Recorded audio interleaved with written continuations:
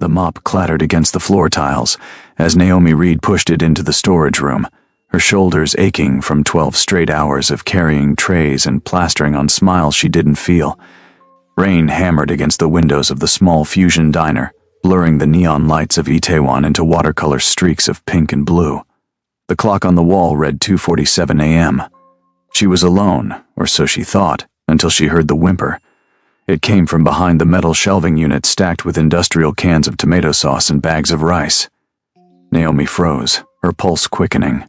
Seoul was safe, but Itaewon at night was unpredictable. She grabbed the mop handle tighter, edging toward the sound. "Hello?" Her voice cracked slightly. "Is someone there?" Another whimper, then a shuffle. Naomi's breath caught as she peered around the shelving and saw him, a small boy, maybe 6 years old, curled into himself like a wounded animal.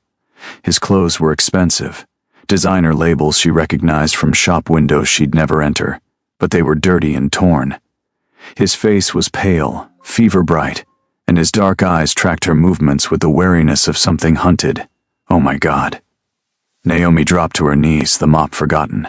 "Hey, sweetie, are you okay? Are you hurt?" The boy flinched backward, pressing himself against the wall. His lips trembled, but no words came out. "It's okay, I'm not going to hurt you."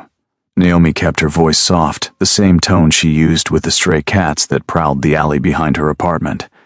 "My name's Naomi. What's yours?" The boy's eyes darted to the door, then back to her. When he finally spoke, his voice was barely a whisper. "Eli. Eli. That's a nice name." Naomi smiled, trying to project calm even as her mind raced. "How did you get in here, Eli? Where are your parents?" At the word parents, something shifted in the boy's expression, pure terror flooding his features. He shook his head violently. "No. No parents. No police. Please." His small hands clutched at her sleeve with surprising strength. "Please don't call anyone. They'll find me. They'll take me back." Naomi's stomach twisted. She'd seen enough in her 28 years to recognize the signs, the flinch when she moved too quickly, the bruises peeking out from beneath his collar, the rehearsed quality of his words, as if he'd been trained to say them. This wasn't a lost child. This was a child running from something. "Okay," she said carefully, "I won't call anyone yet. But you're burning up, sweetheart. You need medicine. When did you last eat?" Eli's expression crumpled. "Yesterday morning. Maybe. I don't remember." "All right. Listen to me, Eli. I'm going to help you, but I need you to trust me. Can you do that?" The boy studied her face for a long moment, and Naomi had the unsettling sense of being evaluated by someone far older than 6. Finally, slowly, he nodded. She helped him to his feet, noting how he stumbled, how light he felt when she steadied him. Every instinct screamed at her to call the police, to follow protocol, to protect herself from whatever situation this was. But the way he'd said "they'll find me" echoed in her mind. Who were they? And what would they do to a child who ran from them? "My shift's over," she said, making a decision that would unravel her entire life. "There's a night clinic 3 blocks away. We'll get you checked out, get some food in you, and then we'll figure out what to do, okay?" Eli nodded again, this time with something that might have been hope flickering in his eyes. Naomi grabbed her worn jacket from her locker and wrapped it around the boy's shoulders. It swallowed him whole. She led him out through the back entrance, avoiding the main street where late-night revelers still stumbled between bars. The rain had softened to a drizzle, but it was enough to soak through her thin uniform. Eli didn't complain. He just kept pace with her, his small hand gripping hers so tightly it hurt. The clinic's fluorescent lights were harsh after the darkness of the street. The night nurse, a middle-aged woman with kind eyes and a perpetual expression of exhaustion, looked up from her desk. "Help you? Naomi hesitated. "My nephew. He's got a fever and I think he might have hurt his ribs. Can you take a look?" The nurse's gaze lingered on them. Naomi's dark skin and natural hair, Eli's distinctly Korean features, but she said nothing. She'd seen stranger things at 3 a.m. in Itaewon. "Sign in here." "I'll get the doctor." While they waited, Eli spoke in fragments, his fever making him loose-lipped in a way Naomi suspected he normally wasn't. "There were guards," he murmured, leaning against her shoulder. Always guards. And rules. So many rules. Don't speak unless spoken to. Don't leave the room after 8. Don't ask questions. And Father, his voice dropped to barely audible. Father doesn't like mistakes. Your father did this to you? Naomi's hands clenched into fists. Not him. He never touches me. But the others do. When I break rules. When I disappoint him. Eli's eyes drifted shut. I just wanted to go outside. Just once. But I got lost and then I was too scared to go back. Naomi's heart shattered and reformed around something fierce and protective. You don't have to go back, she said, even though she had no idea how she could possibly keep that promise. The doctor was quick, professional, asking no questions beyond the medical ones. Mild fever, likely from stress and exhaustion rather than infection. Bruises consistent with physical punishment, but nothing requiring hospitalization. He prescribed rest, fluids, and wrote a prescription for antibiotics as a precaution. He also gave Naomi a long searching look that said he knew something was wrong but wouldn't press it. Not tonight. By the time they left the clinic, dawn was threatening on the horizon, turning the sky a sickly gray. Naomi's apartment was a 15-minute walk, and she took a circuitous route, constantly checking over her shoulder for reasons she couldn't fully articulate. The feeling of being watched prickled at the base of her neck. Her apartment was barely more than a box, a single room with a kitchenette, a bathroom the size of a closet, and a futon that served as both couch and bed. But it was hers, paid for with back-breaking work and crushing debt, and it was safe. She locked the door behind them and immediately went to work making instant ramyeon, the only food she had in sufficient quantity. Eli ate like he hadn't seen food in days, which he probably hadn't. Between mouthfuls, he asked questions. Do you live alone? Yes. No husband? No boyfriend? No. Naomi didn't mention Marcus, her ex, who'd left her with debt and bruises and a deep mistrust of promises. Just me. That's lonely. Sometimes, she admitted, but it's safe. Eli nodded like he understood that distinction perfectly. This is nice. You're home. It's warm. You can rest here tonight. Today, I mean. We'll figure out what to do after you've slept. She set up a makeshift bed with spare blankets on the floor, but when she turned around, Eli was staring at her with an expression that made her chest ache. Will you stay close? He asked. I don't like being alone when I sleep. So Naomi lay down on the futon fully clothed, and Eli curled up on his pile of blankets within arm's reach. For the first time since she'd found him, he looked like what he was, just a small, scared child. Within minutes, his breathing evened out into sleep. Naomi stayed awake, her mind churning. She should call the police. She should take him to child services. She should do literally anything except harbor what might be a kidnapped child in her tiny apartment. But every time she reached for her phone, she remembered the terror in his voice when he'd begged her not to call anyone. What kind of father inspired that level of fear? And what would he do to the person who'd hidden his son? Across the city, in a penthouse that overlooked all of Seoul like a kingdom beneath his feet, Chairman Kang Seo-jin stood perfectly still in the center of his office. Around him, 6 men stood at attention, trying not to tremble. They were all experienced, all loyal, all terrified. Explain to me, Kang said in a voice like silk over steel, how a 6-year-old child managed to escape from a guarded compound. None of them spoke. Speaking might make it worse. Kang turned to face them. At 43, he was distinguished rather than handsome, with sharp features and eyes that seemed to calculate the worth of everything they landed on. His suit was immaculate, his presence commanding. Everything about him spoke of control, of power wielded with precision. I pay you to prevent exactly this situation, he continued. I pay you to ensure my son's safety. And yet, for the past 18 hours, Eli has been missing, somewhere in this city, vulnerable, alone. Sir, we've activated every resource one man ventured, every contact, not enough. Kang's words cut like a blade. Find him. Use traffic cameras, security footage, every tool at our disposal. I don't care about discretion. I don't care about exposure. Find my son. The men scattered, grateful to escape his presence. Kang remained, staring out at the city lights. He should be worried about exposure. about the implications of his son running away becoming public knowledge. It would show weakness, invite challenges from rivals who were always circling, always waiting for an opening. But beneath the cold calculation, beneath years of carefully constructed control, was something raw. Eli was all he had left of Yuna, and Eli was the only thing in the world that Kang Seojin truly feared losing. By noon, security footage had been pulled from every camera within a 5-kilometer radius of the compound. Kang watched hours of recordings in fast forward, his eyes never leaving the screens. And then, there, a small figure slipping through an alley, stumbling, disappearing into the night markets of Itaewon. More footage. Traffic cameras. ATM security feeds. The trail went cold at the Fusion Diner, but 2 hours later, a different camera caught something that made Kang pause the playback.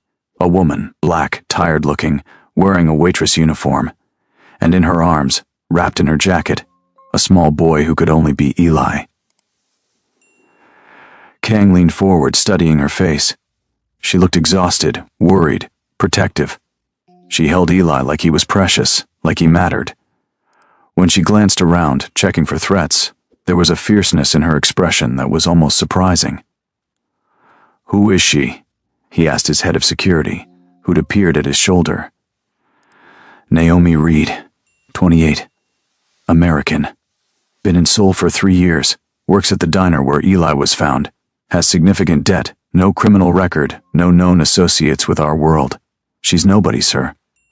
"Nobody," Kang repeated softly. He watched the footage again as Naomi carried his son through the rain. Nobody doesn't take in a strange child at 3 in the morning. Nobody doesn't risk themselves for someone else's son. "Sir, we have her address. We can retrieve Eli within the hour." "No." Kang's voice was thoughtful now. "Not yet. I want to know more about this woman who hid my son. I want to understand what she wants. Everyone wants something. And if she contacts the police, she won't." Kang was certain of this, though he couldn't explain why. Something in the way she'd looked at Eli, the way she'd moved to protect him. She's keeping him safe. For now, that's enough. But keep surveillance on her apartment. I want to know every move she makes. Naomi woke to the sound of Eli screaming. She bolted upright, disoriented in the afternoon light streaming through her window. Eli was sitting up, eyes wide and unseeing, trapped in a nightmare. Hey, it's okay." Naomi dropped to her knees beside him, wanting to touch him but afraid of making it worse. "You're safe. You're with me, remember? Naomi, you're safe." It took several minutes for him to come back to himself. When he did, tears streaked his face. "I'm sorry," he whispered. "I'm sorry. I didn't mean to be loud. Don't apologize. Nightmares are scary. Do you want to talk about it?" Eli shook his head, but then words started spilling out anyway. "I was back there, in the room, and Father was standing in the doorway, and he was so angry. Not yelling angry, the quiet kind. That's worse. Your father hurts you when he's angry? No. I told you he never touches me. But he looks at me like I'm a problem he needs to solve. And then the guards come and they take me to the punishment room and..." His voice broke. "I can't go back, Nuna. Please don't make me go back." The Korean honorific hit Naomi square in the chest. In 3 syllables, Eli had claimed her as family, as someone safe. She pulled him into her arms, feeling him shake. "I won't let anyone hurt you," she promised, even as the rational part of her brain screamed that she couldn't possibly keep this child, that someone was looking for him, that she was in way over her head. "We'll figure this out together, okay?" They spent the afternoon in a strange domestic bubble. Naomi called in sick to work, probably killing her chances at the promotion she desperately needed. They ate more ramyeon. She let Eli watch cartoons on her laptop while she tried to think. Every solution led to the same problem. If she contacted authorities, Eli would be returned to his father. If she kept him, she was committing a crime. And if his father was who Eli's fear suggested he might be, someone powerful enough to inspire that level of terror, then she'd already painted a target on her back just by showing him kindness. "Nuna?" Eli peered at her elbow, tugging on her sleeve. "Can I ask you something?" "Of course." "Why did you help me? You don't know me, and I cause problems. Father says I cause problems just by existing." Naomi crouched down to his eye level. Your father is wrong. You're a child. You're not supposed to be perfect. You're supposed to be loved and kept safe and allowed to make mistakes. Her voice cracked. And I helped you because when I saw you, scared and alone, I couldn't just walk away. Some things you just can't ignore. Eli studied her face with that too-old expression again. Then he hugged her, fierce and tight. I wish you were my mom, he whispered. Naomi held him and pretended the dampness on her cheeks was from the rain that had started again outside. As evening fell, she noticed them. Black cars, expensive and anonymous, parked on the streets below. They'd been there when she'd glanced out an hour ago, and they were still there now. Different cars, different positions, but always watching. They'd been found. Her phone buzzed. An unknown number. She stared at it for 3 rings before answering. Ms. Reed. The voice was male, cultured, speaking Korean with a Seoul accent. My name is Kang Seojin. I believe you have something that belongs to me. Naomi's blood turned to ice. I don't know what you're talking about. Please, let's not insult each other's intelligence. I know my son is with you.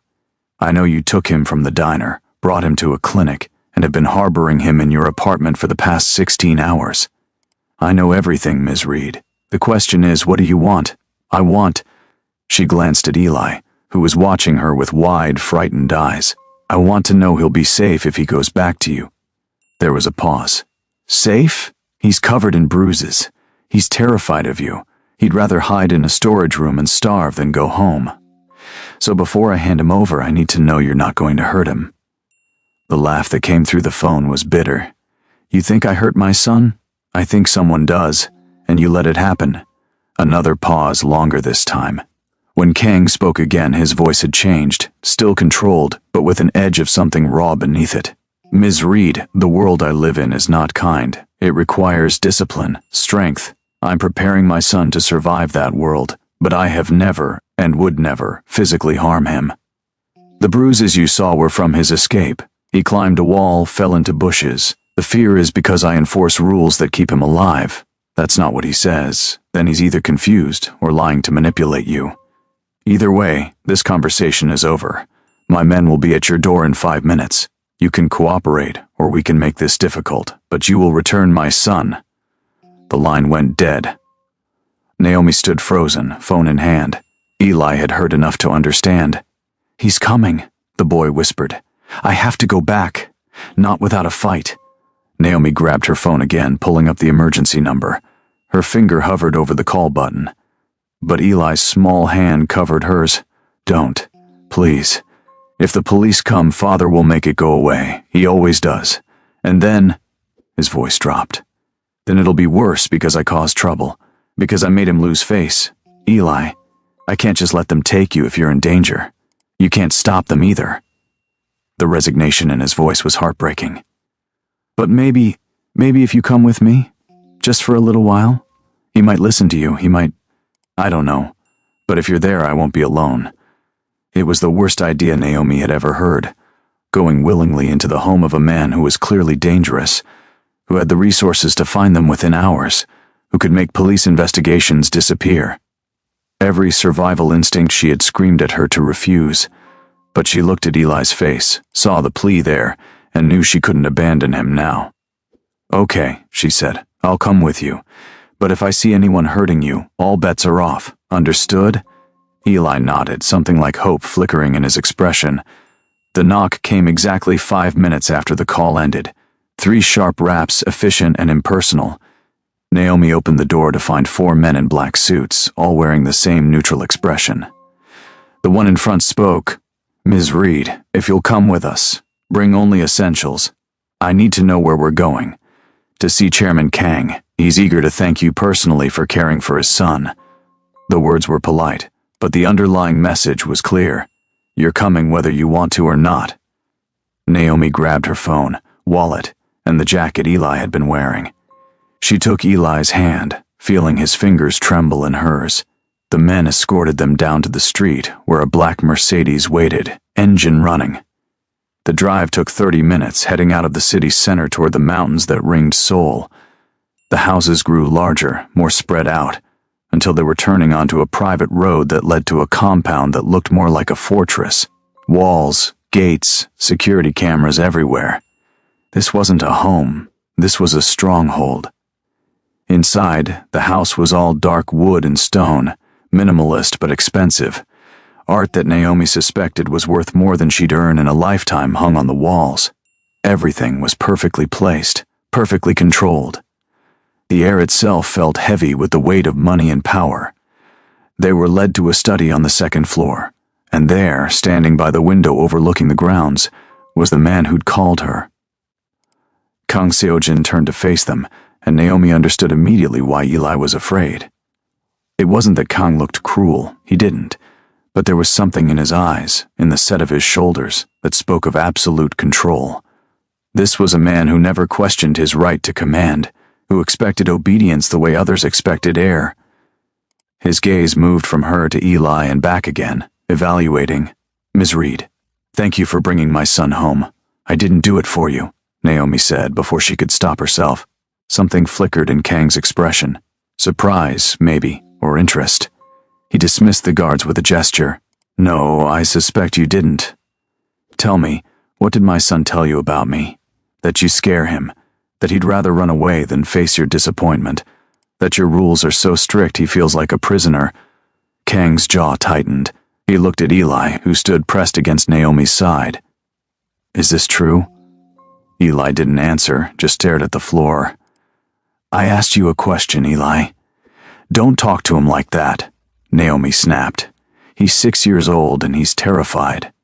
Whatever control you think you need to have, he's a child. He needs kindness, not discipline."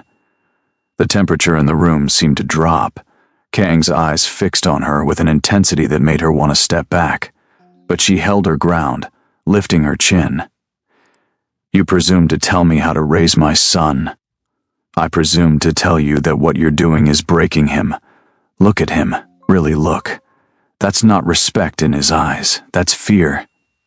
Kang was silent for a long moment. Then, surprisingly, he moved to the desk and picked up a folder. He handed it to Naomi. "Before you judge me further, understand who I am, and understand what Eli stands to inherit." Naomi opened the folder. Newspaper clippings, reports, photographs. Chairman Kang Seojin, head of the Kang Corporation, one of the most powerful men in Seoul. But beneath the legitimate business articles were other things. Rumors of connections to organized crime, violence, disappeared rivals. Nothing concrete enough for prosecution, but a pattern clear enough to anyone looking. "This is the world my son was born into," Kang said quietly. "I didn't choose it for him, but I can't protect him from it either. The only thing I can do is make him strong enough to survive it. That requires discipline, preparedness, and yes, rules that seem harsh. And bruises, terror that makes him strong. The bruises were from his escape, as I told you. As for the terror..." Kang moved to Eli, crouching down to his son's level. His voice gentled in a way that surprised Naomi. "Eli, do you remember why we have the 8 o'clock rule?" Eli nodded slowly.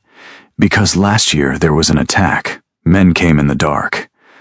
You said it's safer if I'm locked in my room." "That's right. And the rule about not talking to strangers? Because people might use me to hurt you." "Yes." Kang reached out, hesitated, then gently touched Eli's shoulder. "I know you find the rules difficult, but they exist to keep you safe. Everything I do is to keep you safe. Do you understand that? But you're never happy with me," Eli whispered. "I try so hard, but it's never enough."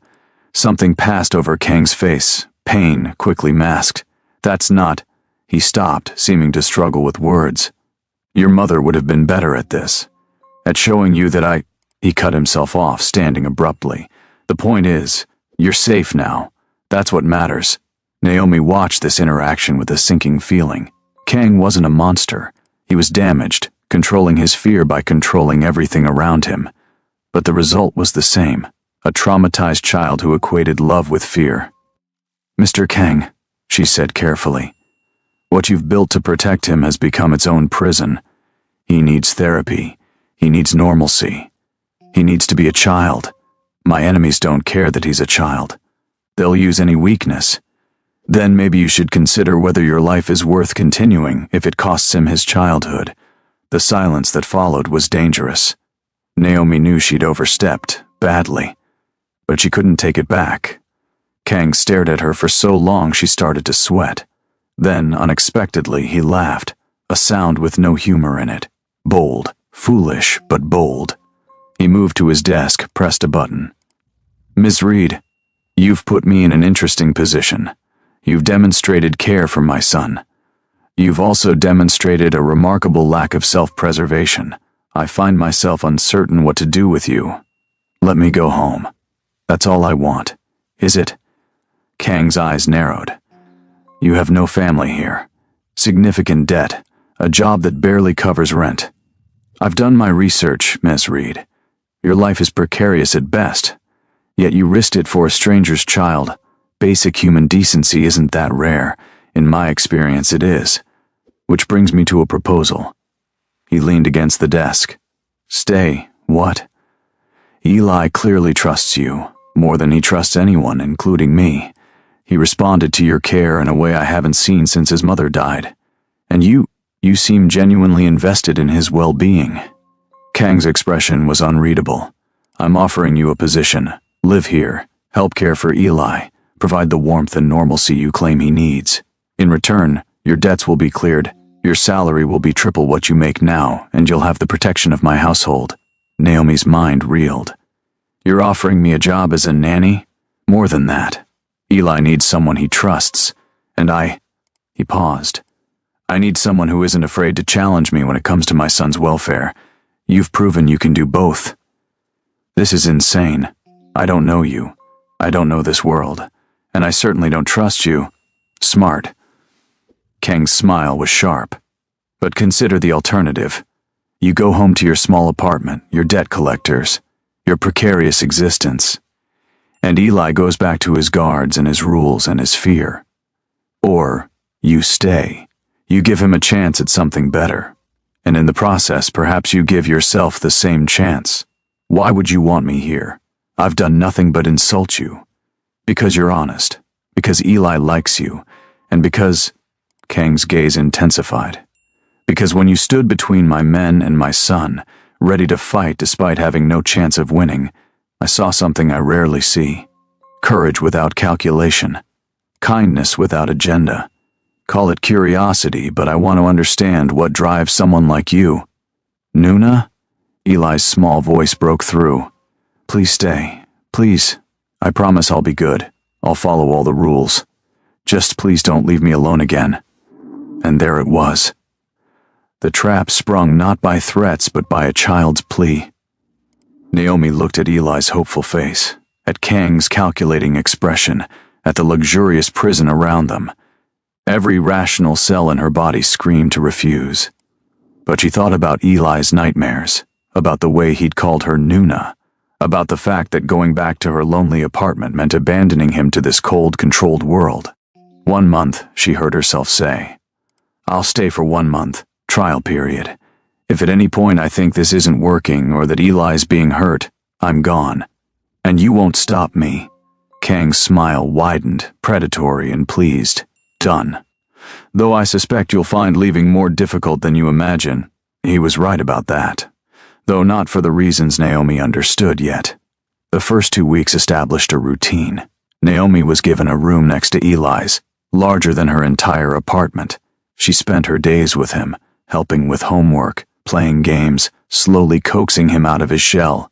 She learned that he loved drawing but had been told art was frivolous, that he wanted a dog but had been denied for security reasons, that he had questions about his mother but was afraid to ask his father.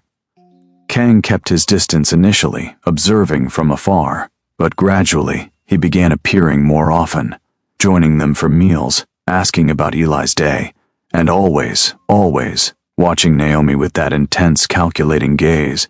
The guards initially treated her with suspicion, but Eli's obvious happiness shifted their attitudes.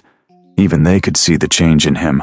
More smiles, fewer nightmares, a lightness that hadn't been there before. But the fortress was still a fortress. Naomi noticed the weapons, the surveillance, the coded conversations that stopped when she entered rooms. This was a dangerous world, and she was now inside it. The third week brought the first real test. Naomi woke at 3 a.m. to gunfire.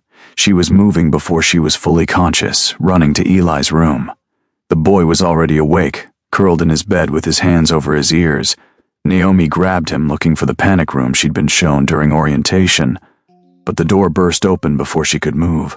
A man stood there, young, wild-eyed, with a gun in his hand. "Where's Kang?" he demanded in Korean. Naomi pushed Eli behind her. "Not here. Lying. This is his son's room. He'll be close. Tell me where or the kid dies." Time seemed to slow. Naomi's mind raced through options, all of them ending in violence. But Eli was behind her, and she'd promised to keep him safe. "You'll have to go through me first," she said, voice steadier than she felt. The man laughed. "American bitch thinks she's brave. Fine, we'll start with—" He didn't finish the sentence. Kang appeared behind him like a ghost, movements so fast and efficient they seemed choreographed. A hand to the wrist, disarming. An elbow to the throat. The intruder dropped, gasping, and Kang was on him, violence in every line of his body. "You came into my home," Kang said softly, pressing the man's face into the floor. "You threatened my son. You pointed a gun at someone under my protection." The intruder tried to speak but couldn't. Kang's hand was on his throat, inexorable. "Eli, close your eyes," Naomi said quickly, pulling the boy's face against her shoulder. She heard more than saw what happened next. A sickening crack, then silence. When she looked up, the intruder was still. Kang stood over him, breathing hard, his usually immaculate appearance disheveled. Blood spattered his shirt. Their eyes met across the room. In Kang's gaze, Naomi saw something she hadn't before. Not calculation or control, but raw, primal fury. This was the man his reputation warned about. This was the devil Eli feared. Guards rushed in, securing the scene. Kang gave rapid orders, his voice returning to its usual controlled tone. But when he approached Naomi and Eli, his hands were trembling. "Are you hurt?" He checked Eli first, running hands over his son's arms, his legs, his head. "Did he touch you?" "Nuna protected me," Eli whispered. "She stood in front of me." Kang's eyes snapped to Naomi. "You could have been killed. So could he. I wasn't going to just stand aside. You should have. You should have run, gotten to safety. Instead you—" He stopped, jaw working. "You stood between my son and a gun. Yes, and I'd do it again." Something shifted in Kang's expression. He reached out, and for a moment Naomi thought he might shake her or push her. But his hand landed gently on her shoulder, gripping tight. "Thank you," he said, and the words sounded like they cost him. "Thank you for protecting him." The next 2 days were tense. Kang's security went into overdrive. Naomi learned this had been a power play from a rival family, testing defenses. The breach was closed, the attackers eliminated, but the message was sent. Kang's world was always under threat. She should have been terrified. She should have packed her things and run. But watching Kang with Eli in the aftermath, seeing how he held his son close, how his control finally cracked enough to show the fear beneath, she understood something crucial. Kang's coldness wasn't cruelty, it was armor, and she'd somehow ended up inside it. The confrontation came a week later. Naomi was in the garden with Eli when a commotion at the gates drew her attention, shouting in English. Her blood froze. She knew that voice. Marcus Hale strode across the lawn like he owned it, security trying and failing to stop him without causing a scene. He'd always been good at that, making scenes, forcing his way in, taking what he wanted. "Naomi." His voice carried across the garden, slurred slightly. "Day drinking, probably. There you are. Been looking all over Seoul for you. You stopped answering my calls, stopped paying what you owe me." Naomi's hands clenched into fists. She'd left Marcus 18 months ago, after the last time he'd put his hands on her. The debts he referenced were his. Credit cards he'd opened in her name, loans he'd taken out with her signature forged. She'd been fighting them ever since. "You need to leave," she said, voice low. "Now." "Leave? Baby, I don't think you understand your situation." Marcus's smile was ugly. You owe me $30,000, and now I find you living in some mansion? Playing house with some rich Korean family? Oh, we're definitely going to talk about this. Eli pressed closer to Naomi's side. Nuna, who is he? Nobody important. Go inside, sweetheart. I'm not going anywhere until... Eli started but froze as Marcus took a step toward them. So you're stealing other people's kids now? That's a new low even for you. I said leave. This is private property and you're trespassing. Private property? Marcus laughed, spreading his arms. You always did have ambitions above your station. Tell me, Naomi, whose bed did you have to warm to score this gig? The words were meant to wound, and they did. But before Naomi could respond, a voice cut through the tension like a blade through silk. I would choose your next words, very carefully. Kang Seojin emerged from the house, flanked by 2 guards. He moved with the calm of someone utterly in control, but Naomi had learned to read the signs, the set of his jaw, the way his hands remained loose at his sides. He was furious. Marcus straightened, some survival instinct finally kicking in. And you are the owner of this private property, the man whose employee you just insulted. And if you don't leave in the next 30 seconds, the man who will have you removed with considerable force. Employee. Marcus's eyes narrowed. He looked between Kang and Naomi, and something calculating entered his expression. Right. Look, I don't want any trouble. I just need to speak with Naomi about the money she owes me. It's a personal matter. Miss Reed owes you nothing. Any debts fraudulently incurred in her name are your responsibility, not hers. I've had my legal team review the situation thoroughly. Marcus's face reddened. You had no right. I have every right to protect my household. You have 20 seconds. She's not your household. She's nothing to you. Just some waitress you hired to. Kang moved then, crossing the distance with frightening speed. He didn't touch Marcus, but he didn't need to. His presence alone was enough to make the larger man step back. Miss Reed is under my protection, Kang said, voice dropping to something quiet and deadly. That means her debts are settled. Her past is irrelevant, and anyone who threatens her answers to me. Do you understand what that means? Marcus looked into Kang's eyes, and whatever he saw there drained the color from his face. Yeah, I understand. Good. My men will escort you out. If you return, if you contact Ms. Reed again, if you so much as speak her name. Kang smiled, and it was the most terrifying expression Naomi had ever seen. I will make you disappear, not a threat, a promise. The guards moved forward. Marcus went without further protest, shooting one last venomous look at Naomi before disappearing around the house. Silence settled over the garden. Eli was shaking, pressed against Naomi's legs. She felt like she might be shaking too. Nuna? Eli's voice was small. Are you okay? I'm fine, baby, I'm fine. But she wasn't. The adrenaline was crashing, leaving her hollow and unsteady. Kang must have seen it because he moved closer, his hand settling on her elbow. Not grabbing, just steadying. Eli, go inside with Mr. Park, Kang said gently. I need to speak with Naomi alone. But it's all right, Naomi managed. I'll come find you in a few minutes. Reluctantly, Eli left with one of the guards. When they were alone, Kang guided Naomi to a bench beneath a cherry tree. She sat, hands trembling in her lap. You paid my debts, she said. It wasn't a question. Yes, why? Because they weren't yours. Because he was using them to control you. Because... Kang paused, seeming to struggle with something. Because when you stood between my son and danger, you proved you're not here for money or position. You're here because you care. That kind of loyalty deserves protection. I don't need you to fight my battles, I'm aware. You've proven yourself more than capable, but you shouldn't have to fight them alone. His voice softened. Not anymore. Naomi looked up at him, really looked. In the dappled sunlight, with his guard finally down, Kang looked different. Tired, almost vulnerable. Human in a way she hadn't seen before. What is this? She asked. Really? You could hire any nanny, any caretaker. Why me? Kang was silent for a long moment. When he spoke, his words were careful, measured. When my wife died, I built walls around myself, around Eli. I told myself it was protection, but he looked away. But Eli was suffocating behind those walls. I could see it happening and I didn't know how to stop it. And then you appeared.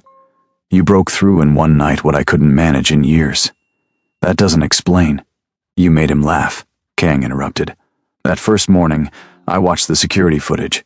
You were making breakfast and you burned the eggs, and instead of being upset, you laughed. And Eli laughed with you. I haven't heard him laugh like that since he was 3 years old. Naomi's throat tightened. Kang, I'm not good at this, at feelings, at connection. I've spent 20 years being the man people fear, the man who makes hard decisions and doesn't flinch. But with you, he turned back to her, and the intensity in his gaze made her breath catch. With you, I don't know how to maintain distance. You challenge me. You stand your ground. You make me question everything I thought I knew about strength and protection. I'm still leaving after the month, Naomi said, though her voice lacked conviction. This isn't my world, isn't it? Kang shifted closer. You've adapted remarkably well. The staff respects you. Eli adores you. And you haven't run despite seeing what I am, what I'm capable of. Why is that, Naomi? She wanted to say it was for Eli, that she stayed purely out of concern for the child. But sitting here, with Kang's dark eyes searching hers, she couldn't lie. I don't know, she admitted. Maybe I'm stupid. Maybe I have a death wish. Or maybe... She stopped, uncertain. Maybe what? Maybe I see something in you that you don't see in yourself. You think you're a monster, but monsters don't shake when they check if their son is hurt. They don't thank someone for protection. They don't pay debts that aren't theirs just because it's the right thing to do. Kang's expression shifted, something raw and unguarded flickering across his features. You have no idea what I've done, the people I've hurt, the lines I've crossed. You're right, I don't. But I know what I've seen here. A man trying to keep his son safe. A man who kills to protect, not for pleasure. A man who's terrified of failing the one person who matters most to him. She met his gaze steadily. That's not a monster, Kang. That's just a man who's been alone too long. The kiss surprised both of them. One moment they were talking, the next Kang's hand was in her hair and his mouth was on hers, desperate, searching, like he was drowning and she was air.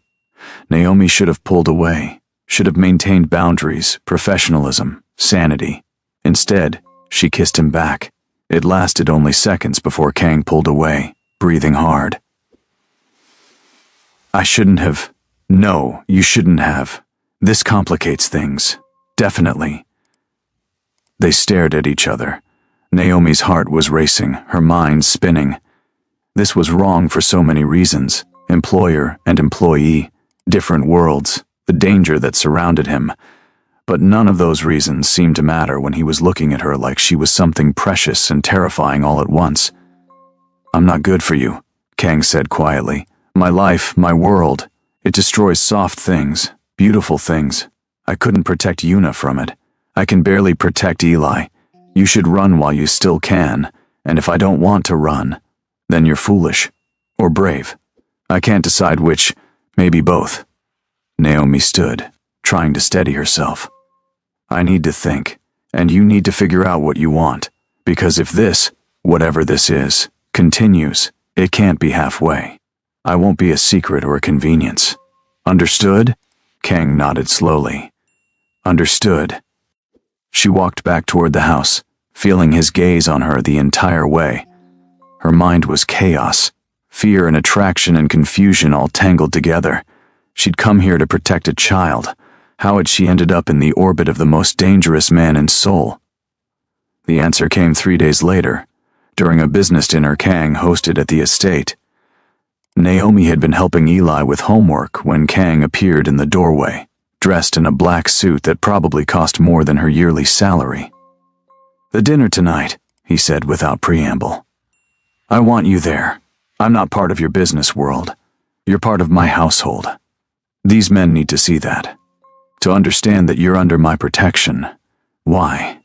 Because after what happened with Marcus, word will have spread. Rumors will start. I need to make your position clear.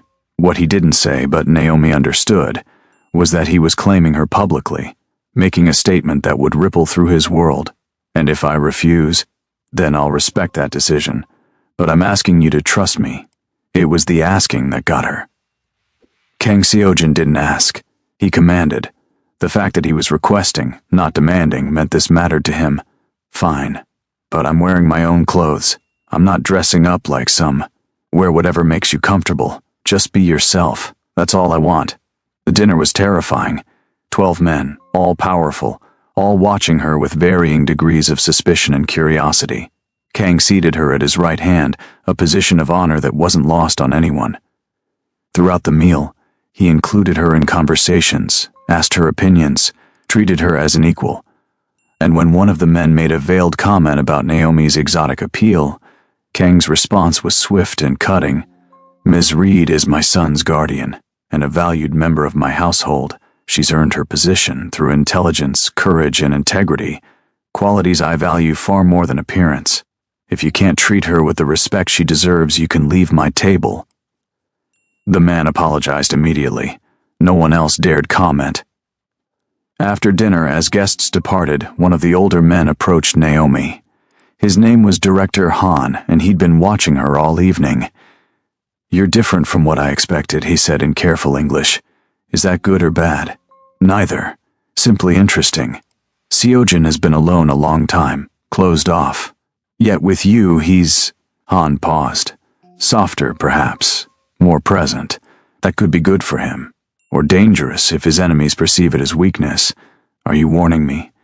"I'm observing. Seojin is like a son to me. I've watched him build walls for years. If you're going to stay in his life, be certain. Half measures will hurt you both. Especially the boy." The words haunted Naomi for the next week.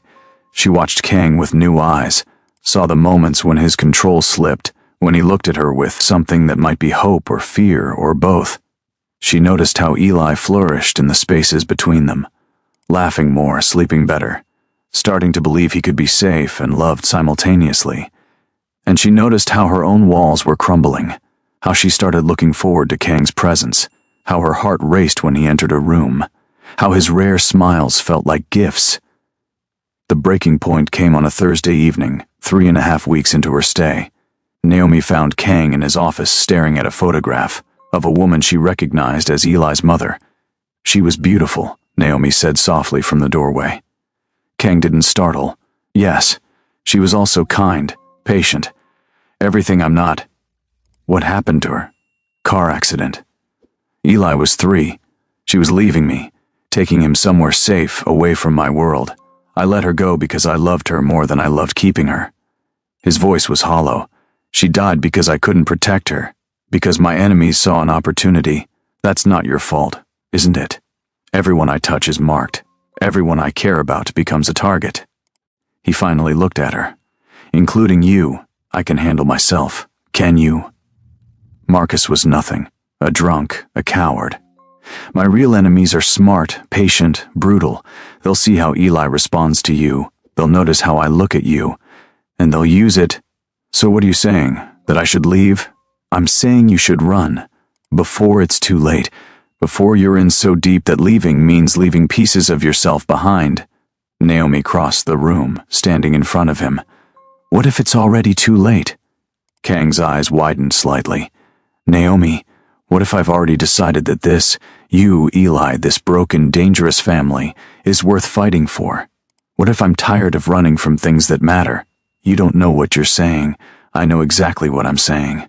She reached out, touching his face. I see you, Kang. Not the chairman, not the crime lord. You. The man who reads to his son even though his voice shakes with unfamiliarity. The man who personally checks the locks every night. The man who looks at me like I'm something miraculous and terrifying. I can't promise you safety. I can't promise you normal. I'm not asking for normal. I'm asking if you feel this too. This thing between us. Tell me I'm not alone in this. Kang stood abruptly, pulling her against him. You're not alone. God help us both, you're not alone. I've tried to stay away, tried to keep distance, but... His hands framed her face. But you've gotten under my skin, Naomi Reed. You've made me want things I thought I'd buried with Yuna. You've made me hope. This kiss was different from the first. Slower, deeper, full of promises and fears. When they broke apart, Naomi was trembling. "So what now?" she whispered. "Now you choose. Stay, knowing what it means, knowing you'll be mine in every way that matters. Protected, provided for, but also marked, claimed, bound to this world. Or leave tomorrow, and I'll make sure you're safe, set up somewhere far from here. That's not really a choice. It's the only choice I can offer." Naomi thought about her old life, the apartment, the debt, the loneliness. Then she thought about Eli's laugh, about belonging somewhere, about the way Kang looked at her like she was worth protecting. "I'll stay," she said, "on one condition. Name it. You let me help you, really help you. With Eli, yes, but also with yourself. You stop treating love like a weakness and start seeing it as strength. Deal?" Kang's smile was small but genuine. "Deal.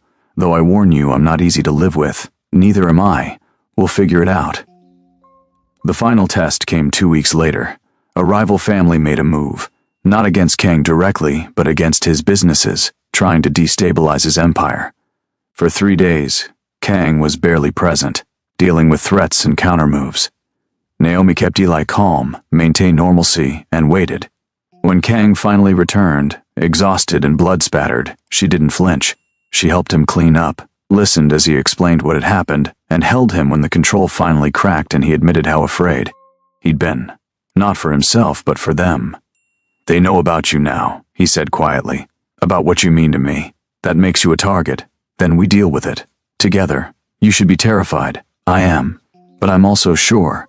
About this. About us. About staying." Kang pulled her close, burying his face in her hair.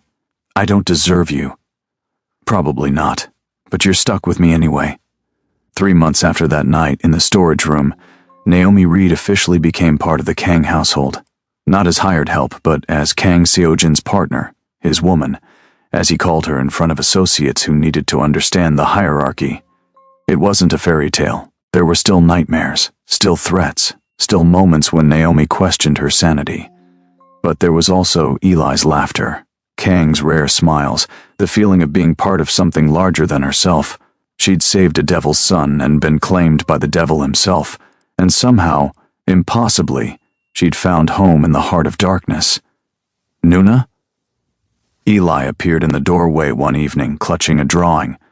"I made this for you." It showed 3 figures, a small boy, a tall man, and a woman with dark skin and a bright smile. They were holding hands, standing in front of a house. "That's us," Eli explained. "Our family. Is that okay? That you're family now?" Naomi's eyes burned with tears.